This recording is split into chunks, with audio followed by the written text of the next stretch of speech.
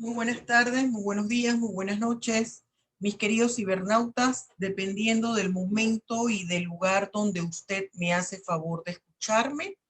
Le doy la más cordial bienvenida a su canal, doctora Julia Sáenz. Aquí eh, empiezo señalándoles que si se ha suscrito al canal, mantenga la suscripción. Si no se ha suscrito, hágalo, es totalmente gratis. Si le gusta el programa, por favor, dele like, que es el dedito arriba, y comparta. En el día de hoy vamos a hacer unas reflexiones académicas. Recuerde que estamos en el programa de reflexiones académicas en el canal de la doctora Julia Sáenz, para que no se confundan. Mi otro canal es Conversando con Doña Julia. Los exhorto para que vayan, visiten el otro canal, se suscriban también. Si les gusta, denle like y compartan. Debido a lo que está ocurriendo actualmente a nivel mundial con respecto a la pandemia y cómo está asociado esto a la corrupción y por ende al derecho penal, yo he decidido traerles como reflexión académica el siguiente tema. Vamos aquí a compartir pantalla.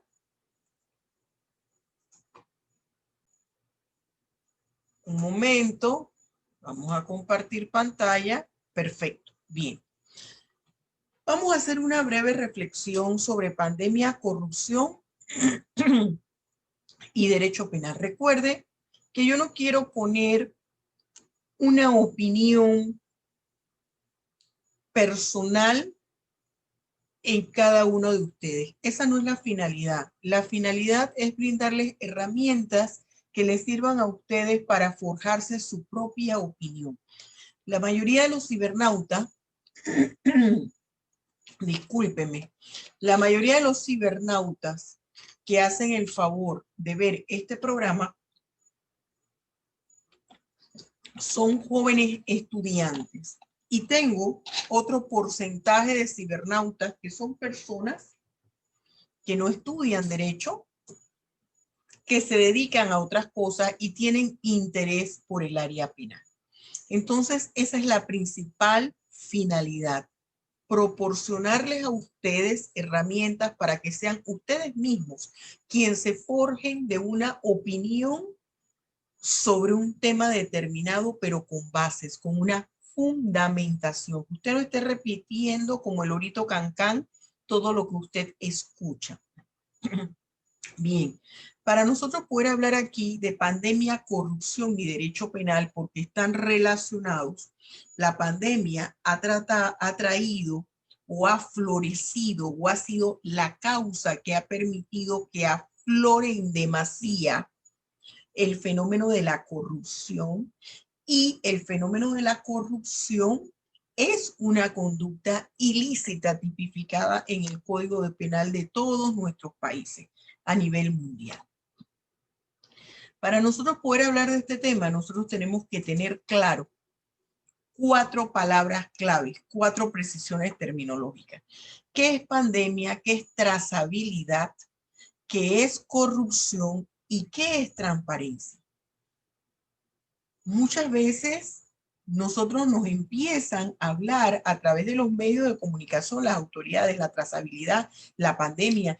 Se requiere más hospitales, se requieren respiradores, se requieren oxímetros, y en realidad nosotros no sabemos cuál es el motivo, cuál es la razón por la cual se está solicitando esto. Nos están hablando de trazabilidad en los medios de comunicación, y no todos somos médicos o no todos somos del área científica médica, no somos tecnólogos que sabemos el significado de determinados términos, o no estamos inmersos en el área empresarial que podemos conocer las connotaciones de determinados términos.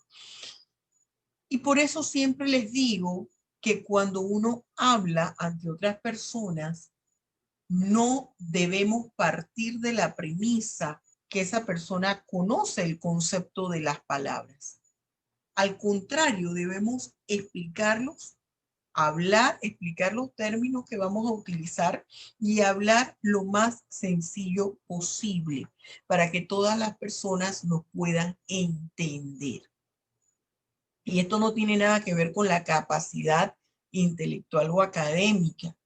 Es lo más seguro que si usted, debido a la profesión, arte y oficio que usted realiza, no está familiarizado con determinados términos, no los conozca. Y me pasó a mí cuando escuché por primera vez el término trazabilidad. Inclusive con el término pandemia, que pensé que estaba muy claro, y cuando entré en la investigación vi que hay inclusive una diferencia entre lo que es epidemia y lo que es pandemia. Bien, pero vayamos con la pandemia. La pandemia, que es una denominación establecida y definida por la OMS, Organización Mundial de la Salud, habla que es la propagación mundial de una enfermedad. Usted puede encontrar en mi sitio web www.doctorajuliascience.com en la parte de artículos, y luego ahí usted hace el clic, hace el link en artículos, y de artículos se va a prensa local y busca mi columna del diario El Siglo, que se denomina Consultorio Jurídico, un artículo del miércoles 25 de marzo del 2020, cuando hablé de la pandemia y delitos contra la humanidad. Los remito a ese artículo. Entonces yo allí, parafraseando y tratando de ahondar un poco más sobre la pandemia, pongo un ejemplo. Es decir, si hay una enfermedad en un país o región y se propaga por dos continentes, ya con que se propague por dos continentes como mínimo es una pandemia. Si es en un solo país o es en una sola región, es epidemia. Pero la pandemia se propagó a nivel mundial. Y el ejemplo actual es el COVID-19. Entonces ya tenemos la propagación de una enfermedad, que es la pandemia. Ahora, la trazabilidad. Tanto nos hablan de la trazabilidad del COVID, es un término que se utiliza tanto en la parte científica como en la parte comercial o económica, en la parte económica. ¿Qué implica esa trazabilidad del COVID? Quiere decir el sistema que se utiliza para identificar cómo va evolucionando el virus en el país. Es el sistema de medición para tratar de advertir lo que está sucediendo con el virus en el país. Y para eso se diseñan diferentes métodos. Usted ve que se hacen los hisopados. Ese es un método. Luego que la persona que sale positiva tiene que subirse a una base de datos del Ministerio de Salud. Se hace una subclasificación luego de esos positivos, los que dan positivo al virus COVID-19, quienes van a ser hospitalizados, quienes van a permanecer la cuarentena en casa, quienes van a ir a hoteles. Se hace toda una base de datos clasificada. Se determina que se le tome la temperatura a las personas, que se pongan los pies en un pediluvio que es que tiene una sustancia desinfectada. Esos son mecanismos y se va llevando el control de las personas que entran a los lugares. Quienes entran, su temperatura, si fueron desinfectados antes de entrar al lugar, si llegaron al centro comercial o al lugar con temperatura. Entonces, toda esa base de datos me va a servir a mí para identificar qué está pasando con la evolución del virus. Y si esa persona A que entró al lugar X, ¿quiénes más estaban ahí? Estaba B, C, D, E, y de todas esas personas se obtiene la información, porque si se detecta que A es positivo, hay que comunicarse con todas esas otras personas para ver la trazabilidad en ellos, es decir, si hay una evolución, si hay presencia del virus en ellos.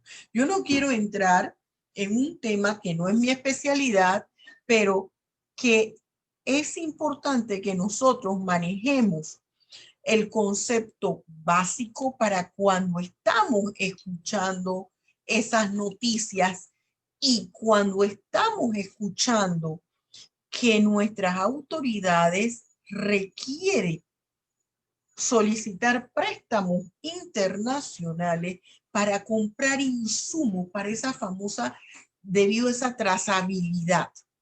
Nosotros tenemos que estar claros como ciudadanos a dónde van a parar nuestro dinero, el pago de nuestros impuestos. Corrupción, ¿qué pasa con la corrupción? Aquí yo veo, aquí yo les pongo dos imágenes, dice, ayúdanos a romper las cadenas de la corrupción. Un pueblo que elige a corruptos no es víctima, es cómplice, porque usted tuvo la primera opción y hay que votar no visceralmente, sino analizando las características del elector. Lastimosamente, aquí ni en Panamá, ni en Estados Unidos, ni en el primer mundo, el votante elige analizando el perfil del candidato.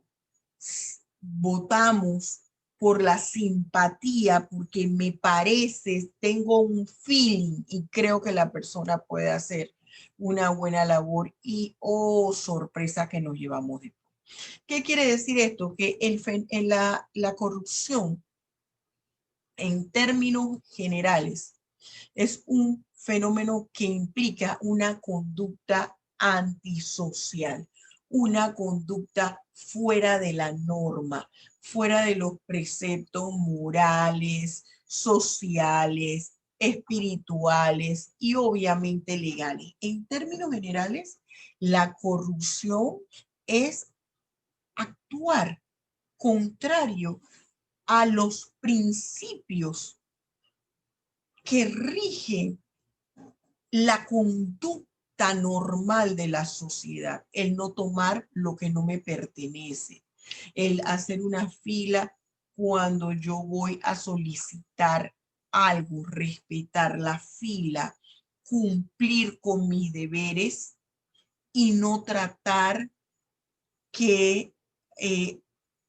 de buscar algún mecanismo que me permita evadir los deberes que yo sé que tengo. En términos generales, es un fenómeno que está marcando pautas a nivel mundial, que va en deterioro de la población, de nuestra existencia como seres humanos y como comunidad internacional. Pero este fenómeno de conducta antisocial, antivalores, es un comportamiento que desarrolla el individuo antivalores. Es una conducta que afecta intereses jurídicos de la población, los derechos de la población, los derechos del individuo, los derechos del Estado como parte de una comunidad internacional. Entonces, tiene la característica de una conducta delictiva, una conducta ilícita que está regulada, tipificada en la ley penal de nuestros países. Es un delito transnacional. Existe la Convención Interamericana contra la Corrupción, que aquí la vemos en la plantilla de PowerPoint, que ahora le llaman PPT, tan horrible esa expresión, el PowerPoint. Y el artículo 6 define o señala o identifica los actos de corrupción. Y entonces habla de todo lo que implica ofrecer, otorgar solicitar, aceptar por parte del funcionario dádiva, regalos, dinero, o la persona que lo hace. Es corrupto tanto el que solicita la dádiva, el ofrecimiento, el dinero de vía directa o indirecta, como aquel que lo ofrece al funcionario. Entonces, aquí nos habla también de la realización por parte del funcionario, una persona que ejerza funciones públicas de cualquier acto u omisión en el ejercicio de sus funciones con el fin de obtener ilícitamente beneficios para sí mismo o para un tercero. El aprovecharse con intención de cualquiera de los bienes obtenidos en esta forma que acabamos aquí de señalar. Me aprovecho de la ocasión. Y el de participar como autor, coautor, instigador, cómplice, encubridor en cualquiera situación que tenga como finalidad cometer cualquiera de estos actos de corrupción. Uno de los objetivos de esta Convención Interamericana es que los países que hayan sido suscriptores, y entre ellos está Panamá, incorporen en su norma penal la figura de corrupción como una figura delictiva. Y así lo ha hecho nuestro Código Penal, tipificándolo en el libro segundo del Código Penal panameño, para aquellos que nos observan, que son de otros países y puedan hacer el ejercicio de derecho comparado, en el título 10, delitos contra la administración pública, porque cuando hay corrupción de servidores públicos, se afecta a la administración pública. Al afectar la administración pública, que equivale a los bienes y al pecunio, al patrimonio del Estado, se está afectando el patrimonio de cada uno de los ciudadanos. Y ese es un delito. Las mismas figuras que nosotros mencionamos en la plantilla anterior, que están presentes en la Convención Interamericana contra la Corrupción, lo establece el capítulo segundo del título 10, delitos contra la administración pública, en los artículos que van del 345 al 350. Se sanciona de 2 a 4 años de prisión y se constituye, por ejemplo, en un agravante específico cuando ese servidor público, y va de 4 a 8 años, pertenece al órgano judicial o al ministerio público. ¿Qué sucede aquí? En el 350 me habla del soborno internacional, cuando estamos hablando de la corrupción de servidores públicos a nivel internacional, y la pena va de 5 a 8 años. Este es un delito transnacional. Para tratar de contrarrestar el delito de la corrupción de servidores públicos, se establece a instancias internacionales la Transparencia Internacional, organismo internacional que forma parte de Naciones Unidas, en el cual se señala que tiene como finalidad, ¿qué cosa? Obligar al Estado, que el Estado entienda que es su deber informar a la ciudadanía sobre la gestión pública, las razones por las cuales se desarrolla la gestión pública de determinada manera. Es decir, el Estado debe informar a la ciudadanía el porqué de sus acciones, el por qué solicita un préstamo, en qué va a utilizar ese dinero y si es necesario o no. Todo esto se tiene que justificar. Ese presupuesto del Estado no puede ser un secreto. Tiene que conocerlo la ciudadanía. Por eso hablamos de la transparencia, para evitar la corrupción.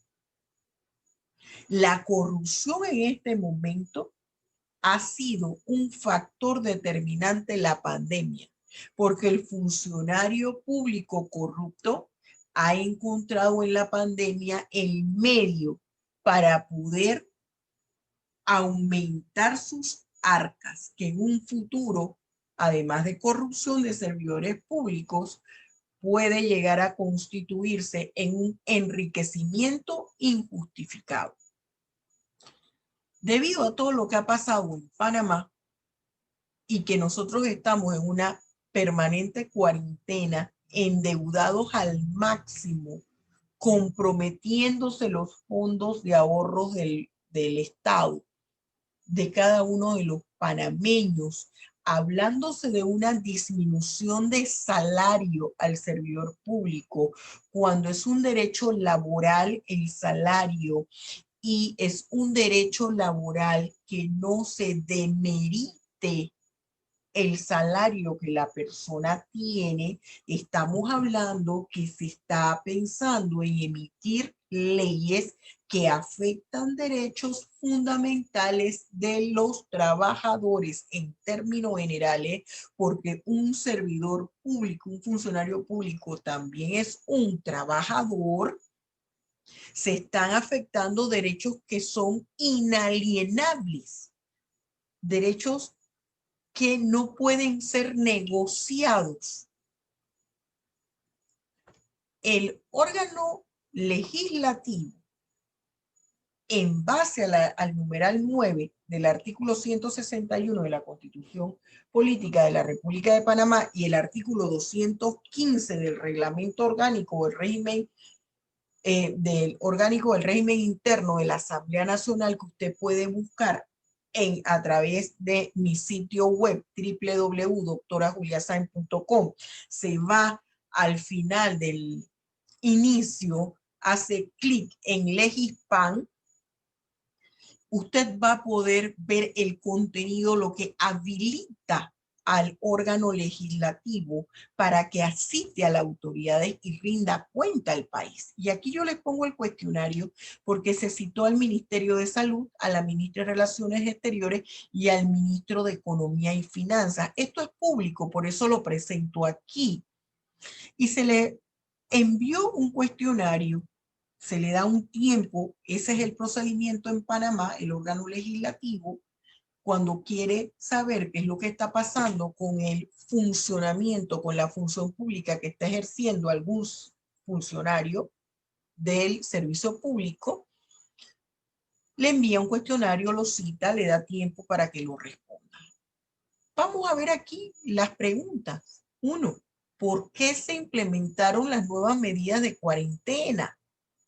Ya nosotros hemos hablado aquí, hay un término para establecer estas medidas y cuando pasa ese término, la Asamblea tiene que intervenir y saber si la suspende en su totalidad o parcialmente.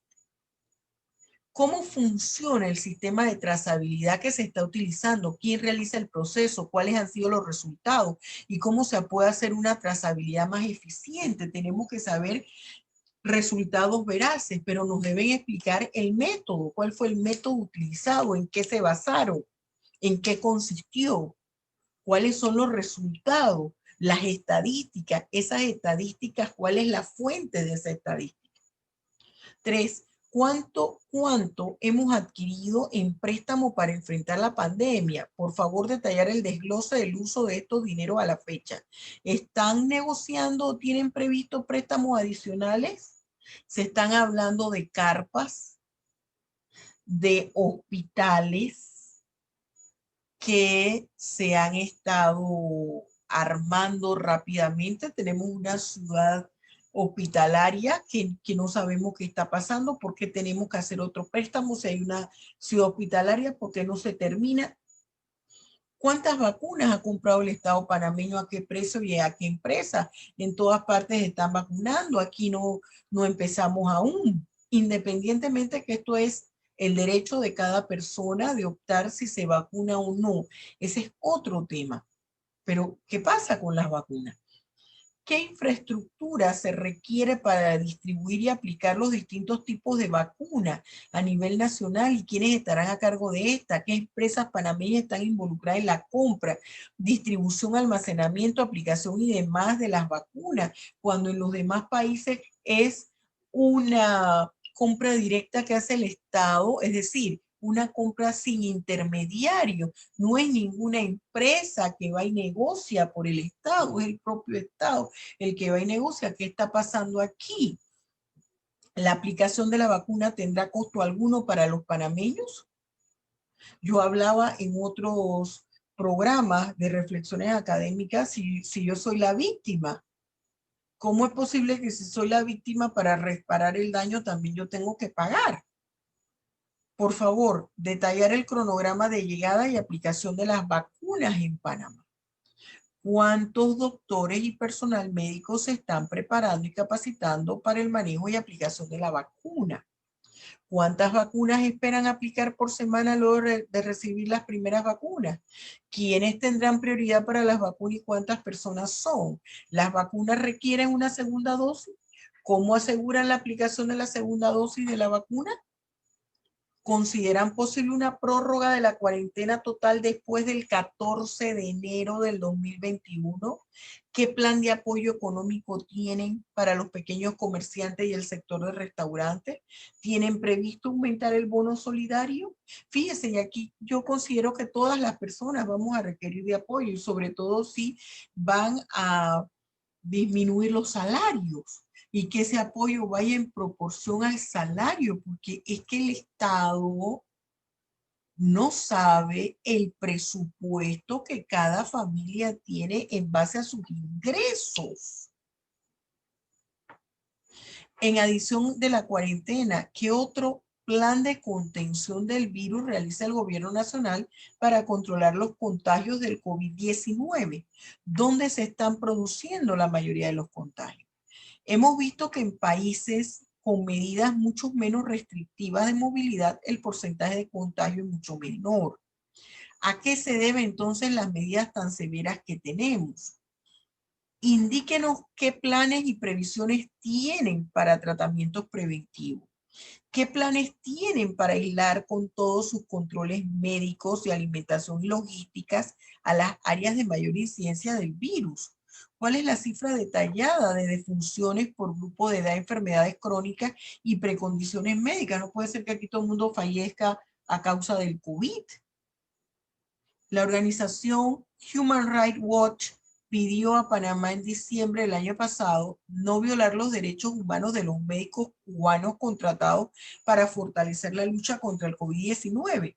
¿A quién se le pagará por los servicios brindados? ¿A los médicos directamente al gobierno de Cuba? No entiendo todavía. Cuando hay aquí una plantilla de médicos sin empleo, médicos en medicina general, yo entiendo que no todos son neumólogos, pero debido a esta pandemia se debe emplear, si ya se va a invertir en una planta de expertos, que sea en una planta de nacionales y se pueden abrir. Entonces esto nos está dando a conocer que estamos necesitando especialistas y que se abran las especialidades. Y entonces estamos aquí cubriendo dos cosas: especialidades y empleos. ¿Cuál es el fundamento de derecho que se está utilizando para la compra de las vacunas para el COVID? ¿Es diferente a lo establecido en la ley 22 de contrataciones públicas? Nosotros tenemos una ley de contrataciones públicas. Hay que ver la ley de contrataciones internacionales. ¿Cuál es el criterio para escoger la o las empresas que han sido contratadas para la distribución de la vacuna por el COVID-19? Estas son las 21 preguntas. La respuesta no la podemos brindar nosotros ahora. ¿Por qué usted nos trae esto, doctora? Para que entonces, luego que nosotros escuchemos la respuesta, que las personas idóneas para darlo, que es el Ministerio de Salud, el ministro de Salud, la ministra de Relaciones Exteriores, el ministro de Economía y Finanzas, emitan al respecto, entonces usted puede forjarse una opinión y decir, ¿hay corrupción? No hay corrupción. debe entrar el aparato del derecho penal o no debe entrar. Esta es la finalidad de traerles a ustedes, jóvenes estudiantes y cibernautas en términos generales, estudiantes o no, el tema del día de hoy, porque esto aqueja a todos nuestros países. Y antes de nosotros emitir una opinión, debemos tener la fundamentación al respecto. Los que no son panameños, los que no son de Panamá y me hacen el favor de escucharme, hagan una especie de derecho comparado con la legislación que existe en sus países y acostumbrémonos a emitir opinión no de oídas, a emitir una opinión con una fundamentación, con evidencias, y así estaremos nosotros enseñando a los demás y aprendiendo nosotros a no ser corruptos. Porque el que habla sin bases también está contribuyendo con la corrupción, porque entonces el corrupto con fundamentación nos echa por tierra nuestra opinión. Muchas gracias. Me despido de ustedes, no sin antes pedirle que si no se ha suscrito al canal, se suscriba, le dé like y comparta si le gustó y me visite por mi otro canal, vaya a mi otro canal que se llama Conversando con Doña Julia, que le va a gustar todas las pláticas que tengo allí. Y de igual manera, suscríbase, es gratuito y le va a encantar, le va a encantar. No le informo más para que la curiosidad lo motive a nuestro canal. Dios los bendiga ricamente.